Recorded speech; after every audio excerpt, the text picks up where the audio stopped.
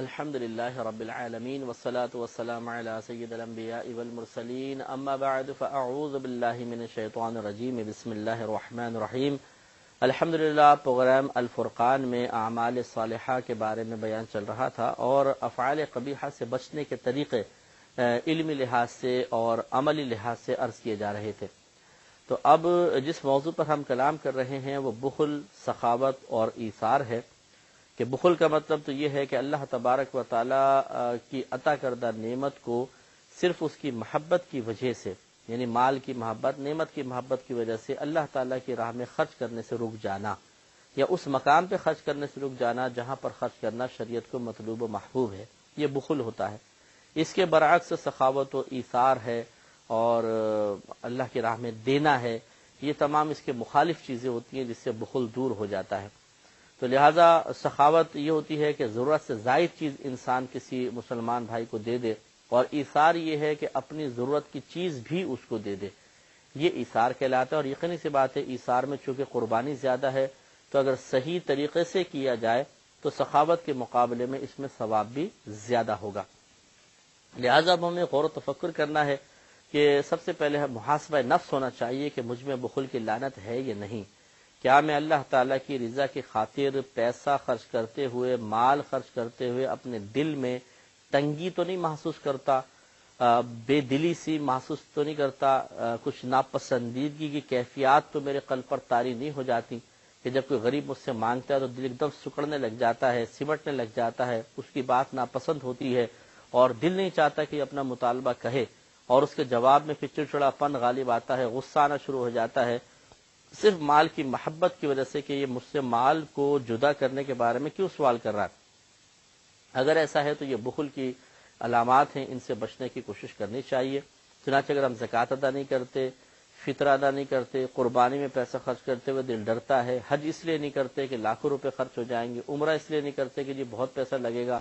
اپنے گھر والوں کا علاج، جائز علاج نہیں کرتے ہیں، جو ضروری علاج نہیں کرتے ہیں کہ نہیں یار پیسہ بہت ڈاکٹر کے پاس چلا جائے گا، تو یہ سب بخل کی علامات ہیں۔ اس لعنت سے محفوظ رہنے کی کوشش کرنی چاہیے، ورنہ یہ نہ صرف دنیا برباد کرے گی بلکہ ہو سکتا ہے کہ ایمان تک کی بربادی کا سبب بن جائے۔ اس کے مقابلے میں سخاوت و ایثار اختیار کرنا چاہیے، آدمی صدقہ کرے کثرت کے ساتھ، ضرورت سے زائد چیز کو اللہ کے راہ میں دے، اپنی ضرورت کو قربان نہ کرے، جیسے ہم نے بتایا کہ وہ ایثار کرنا بعض اوقات انسان خود اس کی تجلی برداشت نہیں کر پائے گا، اور یہ ایثار کرنا اس کے لیے نقصان کا باعث ہو جائے گا بجائے فائدے کے، اس لیے تھوڑا سا احتیاط کرنی چاہیے۔ نبی کریم صلی اللہ علیہ وسلم کا یہ فرمان ہم آپ کی خدمت میں عرض کر رہے تھے، یہ مسلم کی روایت آپ کو بتائی تھی، حضرت انس رضی اللہ تعالیٰ عنہ نے ارشاد فرمایا کہ جب کوئی نبی کریم صلی اللہ علیہ وسلم کے پاس اسلام قبول کرنے کے لیے آتا تھا تو آپ اگر وہ مال کے بدلے میں اسلام قبول کرتا کہ آپ مجھے مال دیں تو میں اسلام قبول کر لوں، تو سرکار اس کی نفسیات کے مطابق اس کو مال عطا فرماتے اور قبول اسلام کی دعوت دیتے، اور وہ پھر اتنا سرکار اس کو عطا فرماتے تھے، حالانکہ اگر ایک شخص مثال کے طور پر 10 بکریوں سے راضی ہو جائے اور ہم اسے 1000 بکریاں دے دیں تو یقینی سی بات ہے کہ یہ بہت بڑی بات ہے، بہت ہی بڑی بات ہے۔ تو رحمت کونین صلی اللہ علیہ وسلم کے پاس ایک اعرابی صحابی آئے، ایک اعرابی شخص آئے کہ میں اسلام قبول کرتا ہوں، مجھے یہ عطا فرمائیں، آپ کیا دیں گے مجھے؟ تو سرکار نے فرمایا جتنی بکریاں سب لے جاؤ۔ تو حیران رہ گا کہ اتنی سینکڑوں بکریاں، کیونکہ ان کے ہاں بہرحال جانور بہت بڑا مال متصور ہوتا تھا، لیکن ہمارے نبی کریم صلی اللہ علیہ وسلم ایک ماہر نفسیات تھے، آپ نے جب بکریاں دی وہ اپنے قبیلے میں گیا اور نبی کریم صلی اللہ علیہ وسلم کی سوچ کے موافق اس نے سب لوگوں کو کہا کہ تم فوراً اسلام قبول کر لو، کیونکہ محمد صلی اللہ علیہ وسلم جو نبی ہیں وہ اتنا عطا فرماتے ہیں، اس انداز سے عطا فرماتے ہیں کہ جیسے انہیں محتاجی کا کوئی ڈر نہ ہو، بہت کچھ دیتے ہیں۔ تو اس سے فائدہ یہ ہوا کہ لوگ جھک در جھک اس طرف مائل ہوئے۔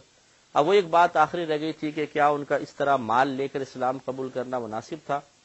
دیکھیے مسئلہ یہ ہوتا ہے کہ بعض اوقات انسان جسمانی لحاظ سے، عمر کے لحاظ سے بالغ ہوتا ہے لیکن سوچ کے اعتبار سے ابھی بلوغت تک نہیں پہنچا ہوتا۔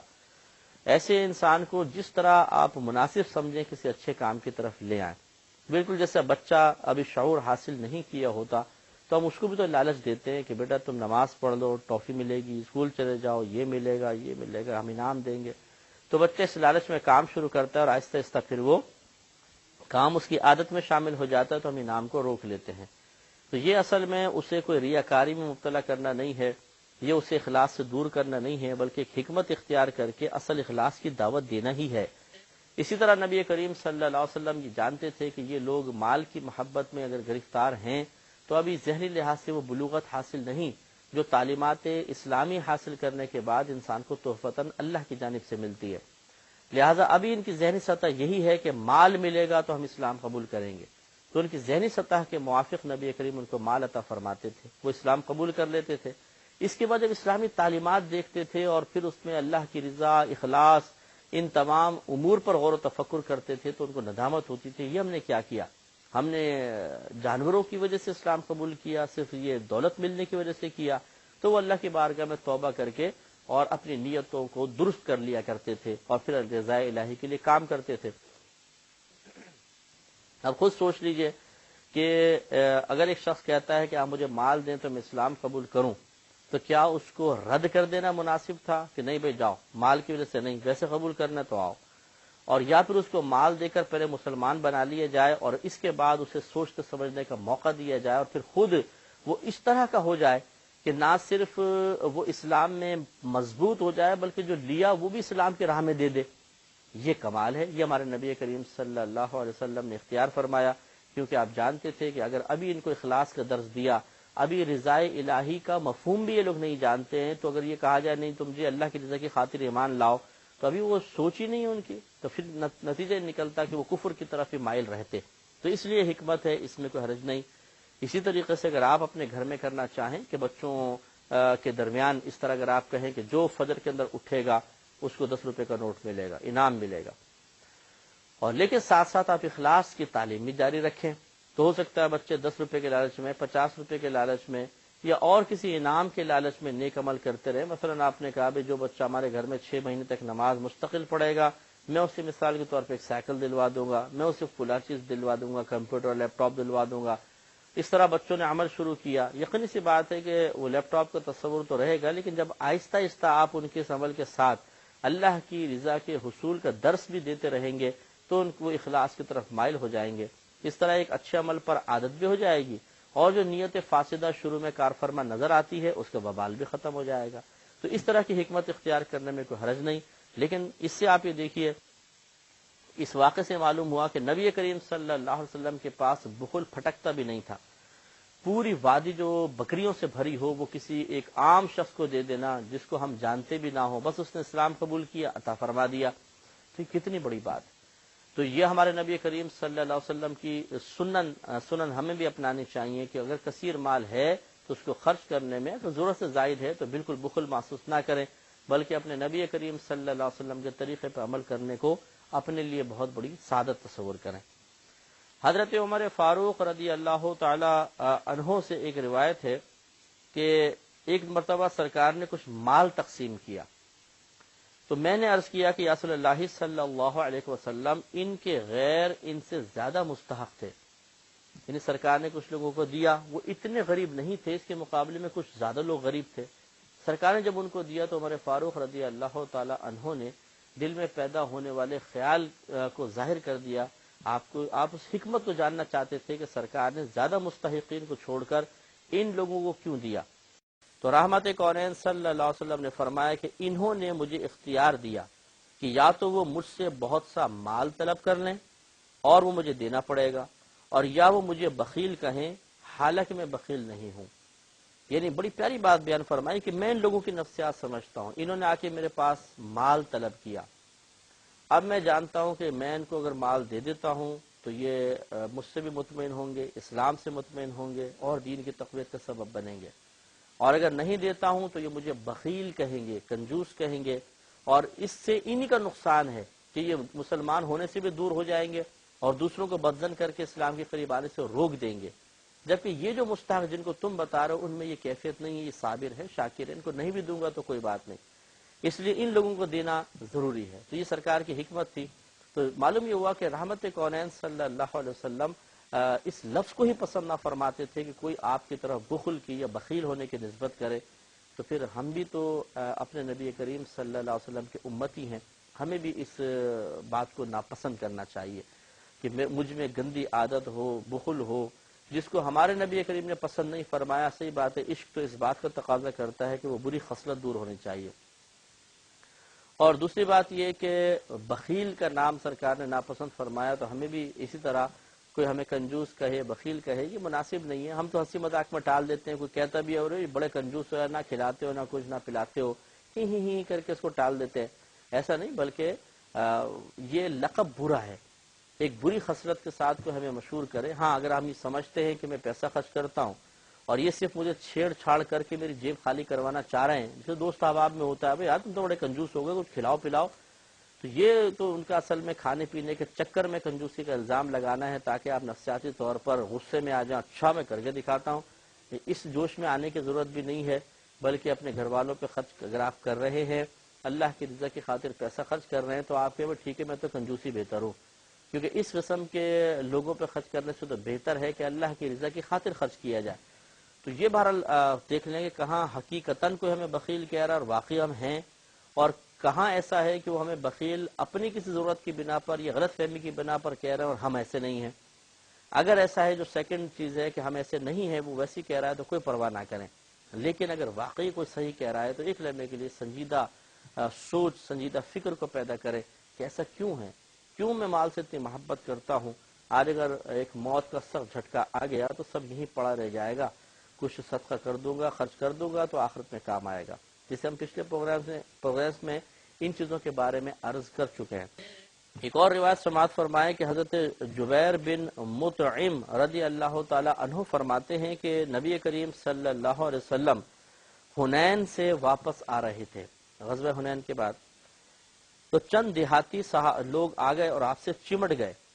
وہ آپ سے کچھ مانگ رہے تھے، یعنی ہمیں کچھ مال دیجیے، اور چمٹ گئے، یہاں تک کہ انہوں نے آپ کو ایک درخت کا سہارا لینے پر مجبور کر دیا،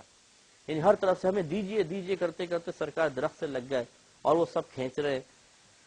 اور انہوں نے آپ کی چادر مبارکہ بھی چھین لی، یعنی کھینچ لی چادر بھی۔ نبی کریم صلی اللہ علیہ وسلم ٹھہر گئے اور فرمایا کہ مجھے میری چادر دے دو، اگر میرے پاس ان درختوں کے برابر بھی اونٹ ہوتے تو میں تقسیم کر دیتا، پھر تم مجھے نہ بخیل پاتے، نہ جھوٹا اور نہ ہی بزدل۔ گویا کہ سرکار صلی اللہ علیہ وسلم کی ایک تو یہ تواضع، نرمی اور شفقت کا اظہار ہے،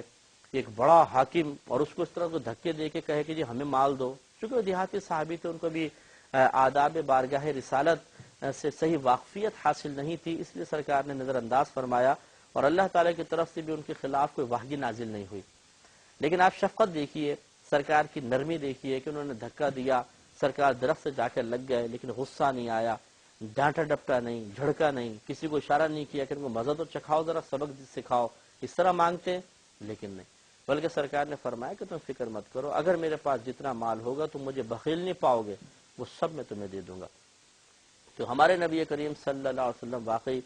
بہت ہی سخاوت تو بہت دور کی بات، ایثار بھی آپ کی بارگاہ میں آ کے سلامت کر کے سعادت تصور کیا کرتا تھا، اتنا سرکار صدقہ کرتے تھے۔ ہمیں بھی چاہیے اپنے نبی کریم صلی اللہ علیہ وسلم سے محبت کا اظہار کرتے ہوئے کثرت سے صدقہ کریں اور بالکل بخل محسوس نہ کریں، تو انشاءاللہ بہت درجات حاصل ہوں گے۔ حضرت ابو ہریرہ رضی اللہ تعالی عنہ سے روایت ہے، اور یہ مسلم کی روایت ہے، یہ کہتے ہیں کہ نبی کریم صلی اللہ علیہ وسلم نے ارشاد فرمایا کہ صدقہ مال سے کچھ کمی نہیں کرتا، یعنی صدقہ مال میں سے کچھ کمی نہیں کرتا، کسی کو معاف کر دینے میں اللہ تعالیٰ کے ہاں عزت ہی بڑھتی ہے،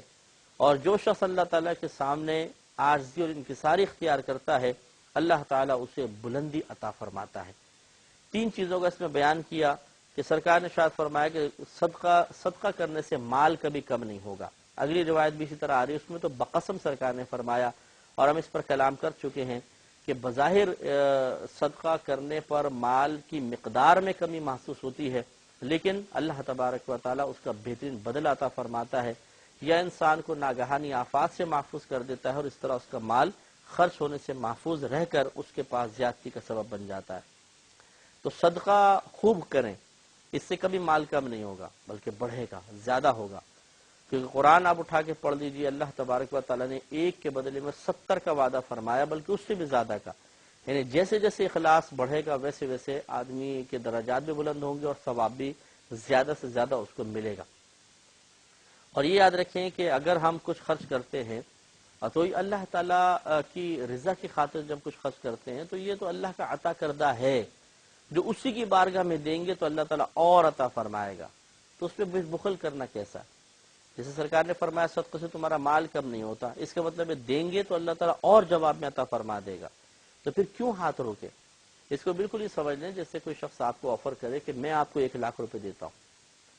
آپ اس میں سے 30,000 اللہ کی راہ میں خرچ کر دیں تو میں آپ کو جواب میں مزید 10 لاکھ روپے دے دیتا ہوں۔ اب میں کہوں کہ کتنے 30,000 اللہ کی راہ میں خرچ کرنے؟ نہ بابا نا، 30,000 بہت زیادہ ہوتے، میں تو نہیں کر رہا ہوں، تو یہ نقصان کا سودا ہے کہ اسی نے 1,00,000 دیا، اس میں سے 30,000 وہ مانگتا ہے اور پھر اس کے بدلے میں آپ کو 10 لاکھ روپے دے رہا ہے، تو بتائیے پھر اس کے اوپر عمل کرنے میں کیا قباحت؟ تو یوں ہی معاملہ ہے کہ دولت، یہ پیسہ، یہ نعمتیں کس نے دی؟ اللہ تعالیٰ نے۔ اب وہ وعدہ فرما رہا ہے اگر تم اس کی راہ میں خرچ کرو گے وہ 1 کے بدلے میں 70 بلکہ اس سے زیادہ عطا فرمائے گا، اور پھر ہم کہیں کہ نہیں بابا میں تو خرچ نہیں کر رہا ہوں، 1 کے بدلے میں 70 کو چھوڑ دیں گے، لیکن اس مال کی محبت کی وجہ سے اس کو اپنے آپ سے جدا کرنا پسند نہ کریں، یہ بہت ہی بڑی بے وقوفی کی بات ہے۔ اور اس پوائنٹ پہ غور کیجئے کہ جو اللہ نے دیا وہ اپنی بارگاہ میں اسی میں سے خرچ کرنے کا مطالبہ کر کے مزید دینے کا وعدہ فرما رہا ہے، تو یہ کسی عام انسان کا وعدہ تو نہیں ہے، یہ تو انسان کے خالق کا وعدہ ہے جو کبھی بھی وعدہ خلافی نہیں کرتا، اس کا وعدہ کبھی ایسا نہیں ہوتا کہ ٹوٹ جائے، وہ کبھی اپنے وعدہ کرنے کے بعد بھولتا نہیں ہے، لہذا اس پر عمل کریں گے۔ اللہ تبارک و تعالیٰ کے وعدے کے مطابق اگر ہم کچھ حاصل کرنا چاہتے ہیں تو اس کام کو کرنا ہوگا کہ ہم بخل کو دور کریں اور اللہ تعالیٰ کی راہ میں خرچ کریں، انشاءاللہ فائدے ضرور حاصل ہوں گے۔ حضرت ابو قبشہ عمرو بن سعد انصاری انماری رضی اللہ تعالیٰ عنہ ایک فرماتے، طویل روایت ہے، انشاءاللہ ترمذی کی روایت ہے، اس کو بھی عرض کریں گے، لیکن اگلے پروگرام میں وہ آخر دعوانا ان الحمدللہ رب العالمین۔